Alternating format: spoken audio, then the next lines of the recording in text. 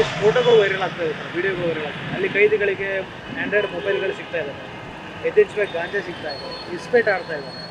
ಎಲ್ಲರೂ photo post ಕೊಡೋದು ಒಂಥರ ಪಿಕ್ನಿಕ್ ಆದಂಗೆ ಆಗಿಬಿಟ್ಟು ಏನು ಹೇಳ್ತಾರೆ ಸರ್, ಏನು ಕಡಿಮೆ ಮಾಡ್ತಾರೆ? ಬಳ್ಳಾರಿ ಜಿಲ್ಲೆಯ ಕಾರಾಗೃಹದಲ್ಲಿ ನಡೀತಕ್ಕಂಥ ಈ ಅನೈತಿಕ ಚಟುವಟಿಕೆಗಳಿದಾವಲ್ಲ, ಇಲ್ಲಿಯ ಅಧಿಕಾರಿಗಳು ಮತ್ತು ಅಲ್ಲಿ ಜೈಲಿನ ಅಧಿಕಾರಿಗಳು ಇವತ್ತು ಕಾನೂನನ್ನು ಗಾಳಿಗೆ ತೂರಿದ್ದಾರೆ.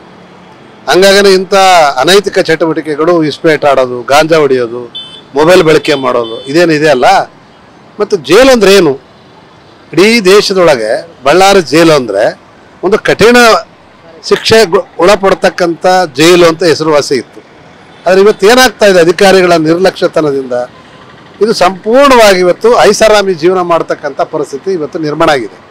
ಹಂಗಾಗಿ ಈ ಜೈಲಲ್ಲಿರ್ತಕ್ಕಂಥ ಇವತ್ತೇನು ಅನೈತಿಕ ಚಟುವಟಿಕೆಗಳ ಮೇಲೆ ಸರ್ಕಾರ ದಾಳಿ ಮಾಡಬೇಕು.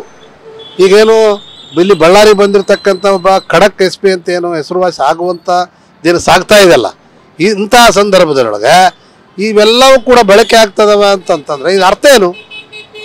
ಜೈಲು ಅಂತಂದರೆ ಒಬ್ಬ ಮನುಷ್ಯನನ್ನು ಬದಲಾವಣೆ ಮಾಡುವಂಥ ಜೈಲು. ಯಾವುದೇ ಸಂದರ್ಭದಲ್ಲಿ ಕೋಪದಿಂದ ಅವನು ಕೊಲೆನೋ, ಸೊಲೆನೋ, ದರೋಡೆನೋ ಅವನವರು ತಕ್ಕಂತೆ ಮಾಡಿರ್ತಾರೆ.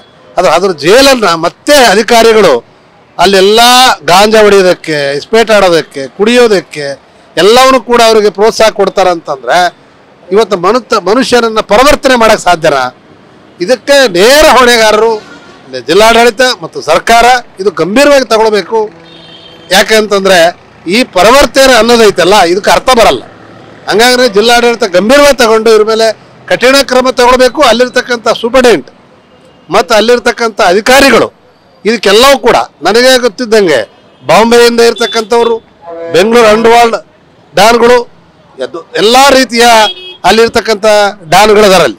ಹಂಗಾಗಿ ಅವರೆಲ್ಲರಿಗೂ ಕೂಡ ಲಂಚ ತಗೊಳ್ದರೆ ಇವತ್ತು ಮೊಬೈಲ್ ಬಳಕೆ ಮಾಡೋಕ್ಕೆ ಸಾಧ್ಯ ಇಲ್ಲ. ಹಂಗೆ ಎಲ್ಲ ಅಧಿಕಾರಿಗಳು ಶಾಮೀಲಾಗಿರುವುದರಿಂದ ಈ ರೀತಿ ಮೊಬೈಲ್ ಬಳಕೆ ಈ ಥರ ಆಗ್ತಾ ಇದೆ. ಹಿಂದೆಲ್ಲ ನಮ್ಮ ಬಳ್ಳಾರಿ ಜೈಲು ಒಳಗೆ ಇವತ್ತು ಕಟ್ಟಡ ಕುಸಿದಂಥ ಒಬ್ಬ ಉದ್ಯಮಿ ಸತ್ತೋಗಿದ್ದಾನೆ. ಇವತ್ತು ಆತ ಕೂಡ ಐಷಾರಾಮಿ ಜೀವನ ಐತೆ ಅಂತೇಳಿ ಸಸ್ಪೆಂಡ್ ಮಾಡಿರ್ತಕ್ಕಂಥ ವಿಚಾರ ಕೂಡ ಇವತ್ತಿದೆ ನೋಡಿ. ಇನ್ನೊಂದು ದರ್ಶನ್ ಅವರು ಬೆಂಗಳೂರಲ್ಲಿ ಚೇರ್ ಮೇಲೆ ಕೂತಿದ್ರು ಅಂತೇಳಿ ಪರಪ್ಪಾಗ್ರಹಾರೆಲ್ಲ ಕಠಿಣದ ಕ್ರಮ ತಗೊಂಡು ಬಳ್ಳಾರಿ ಜೈಲಿಗೆ ತಂದರು. ಅವರು ಇವತ್ತು ಘಂಟಾಘೋಷವಾಗಿ ಗಾಂಜಾ ಹೊಡಿತಾರೆ, ಮೊಬೈಲ್ ಬಳಕೆ ಮಾಡ್ತಾರೆ ಅಂತಂದರೆ ಮತ್ತು ಜಿಲ್ಲಾಡಳಿತ ಏನು ಮಾಡ್ತದೆ? ಹಂಗಾಗಿ ಇವ್ರ ಮೇಲೆ ಕಾನೂನು ಕ್ರಮ ತಗೊಳ್ಬೇಕು. ಇಲ್ಲದೇ ಇದ್ರೆ ನಾವು ಆಯೋಗಕ್ಕೆ ಮನವಿಯನ್ನು ಸಲ್ಲಿಸ್ತೇವೆ.